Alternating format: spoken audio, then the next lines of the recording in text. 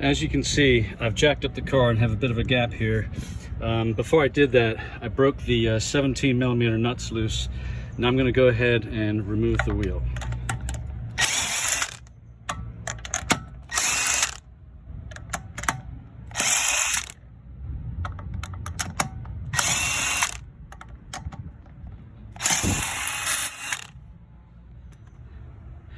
This is a Florida car, so I expect the wheel to come off pretty easily. There you go. The next thing you want to do is remove this cover with a screwdriver like this so that you can take the anti-rattle spring off. We'll do that next. Once you've pried it loose from the caliper, this dust cover, or whatever it is, you'll see it merely fits in with two clips that go into these two respective holes. The next thing to do is to pry off this anti-rattle clip. To remove the anti-rattle clip, I'm going to go ahead and use two screwdrivers. I'm going to push this back like this. See if I can do that. And then I'll take another screwdriver. Whoops, I just did it like that instead. So I just stuck a screwdriver right in between where my thumb is and that hole and just pried it out, and it popped right loose. The next thing we're going to do is remove two 13mm bolts that hold the caliper to the caliper mounting bracket. Here's one of the 13mm bolts, and there's another one directly below it, which I'm not going to waste time filming, but I'm going to use a 1/2" drive 13mm to break these loose. And this wasn't too tight, so I'm just removing this top 13mm. Actually, I'm not going to remove it all the way until I loosen the bottom one too. Now it's good to have a rubber strap like this so that when the caliper comes loose, you're not straining the brake line and any electrical pad wearing sensor wire. So have this ready, and the nice thing is you can, depending on the length of the bungee or strap you have, you can adjust it up or down on the spring right here, depending on what length of bungee you have. It looks like this will work pretty well off of that bottom area, like so. Okay, and this is what the 13mm bolts look like once removed from the car. I'm lucky this is a Florida car, so there's no corrosion. Before you remove the caliper, on the passenger side, front and rear, you have brake pad thickness sensors, and that's what it looks like right there. So I advise that you go ahead and pull that out. That's what it looks like. I got mine at an Advance Auto. I don't remember how much they were, but they had them in stock. But I did buy OEM pads for obvious reasons. I just don't like using aftermarket parts on Mercedes. So off camera, I rocked the caliper back and forth until it began to slide backwards, and now it looks like it's probably ready to come off. All right, I've strapped up the caliper, and where the hook is right here, it's going through the hole where this pad aligns. So this button goes through this hole right here. You can see how thin my pads have become, and that's why the warning sensor came on. I'm going to show you a comparison to the new ones in a second. All right, here you can see the thickness difference in the new pad versus what little amount is left on the old pad. There appears to be about 3 times the thickness on the new pad. So we're now going to go ahead and remove the other pad. Here is the other pad. You can see it's equally thin. This one has a clip as opposed to a round button that fits in a hole.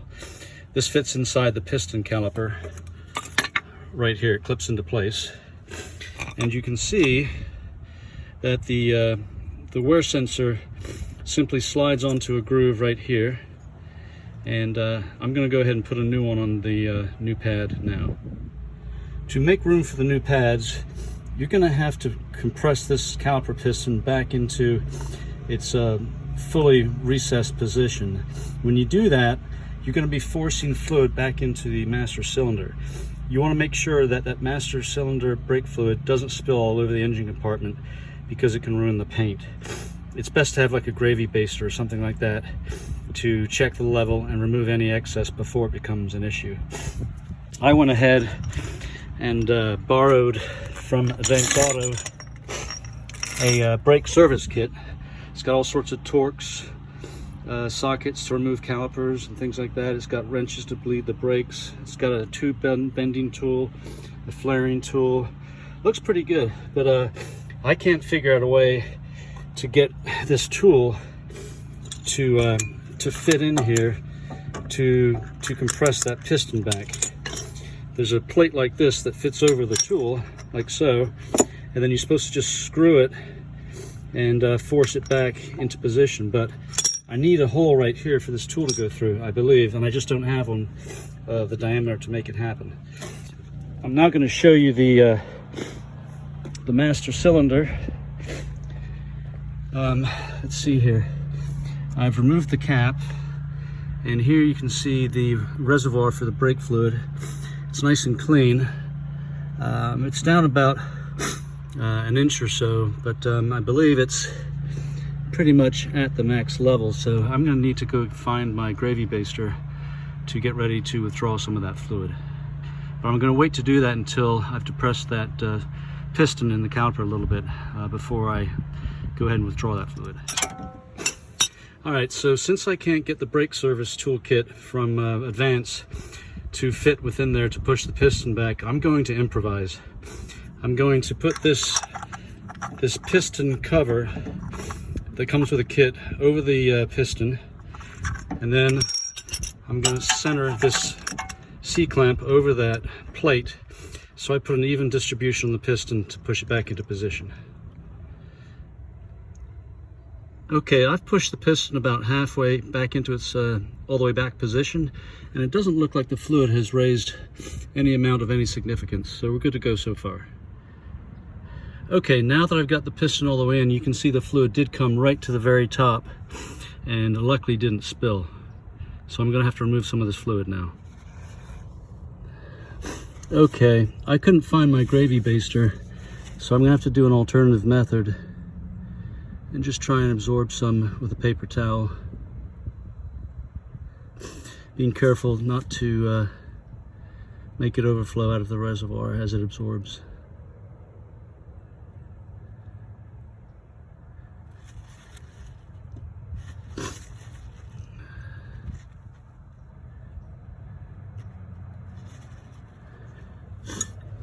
I've got a little jar to put that dirty towel in. Let it soak a little bit more. Get as much out as I can, because I know the other side is going to push it back up once I do the other front wheel. There you go. I bought myself some wiggle room. Okay, before you take the wear pad sensor off of the old one, make sure you recognize the orientation so you can put the new one in its place. It goes like so. There's a little hole in the pad where this goes, so you can see it goes just like that, clips into place. Alright, I have the new pad getting ready to be pressed into place of the caliper piston. Try not to touch the surface of the pad. If you do, go ahead and spray the pads off with some wheel cleaner or brake cleaner before you put the caliper back onto the caliper mounting bracket. Remember to plug the brake pad's thickness sensor back into its socket in the distance. Once you've got the second pad in place, remember the button goes into that hole where my thumb is. You want to go ahead and ease the caliper into position, making sure that this slot fits over those round dowels, if you will, that are on the caliper mounting bracket, both top and bottom, both sides. I like to put a little bit of grease on these mounting bolts. It allows the caliper and the pads to slide properly during the braking process. I forgot to mention to make sure you remove this plastic piece, this plastic film, before you put the pad on. Simply reverse the procedure using your 13mm socket on both the top and bottom bolt. Don't forget to remove your bungee. Don't forget to put this piece back. I was able to do this by hand. What you want to do is make sure this tab and this tab are as close to you as possible while still being over these caliper bracket pieces. That way this tong will clear this piece and it'll allow you to push it back and back into place. The last thing to do is to go ahead and tap this cover back into place.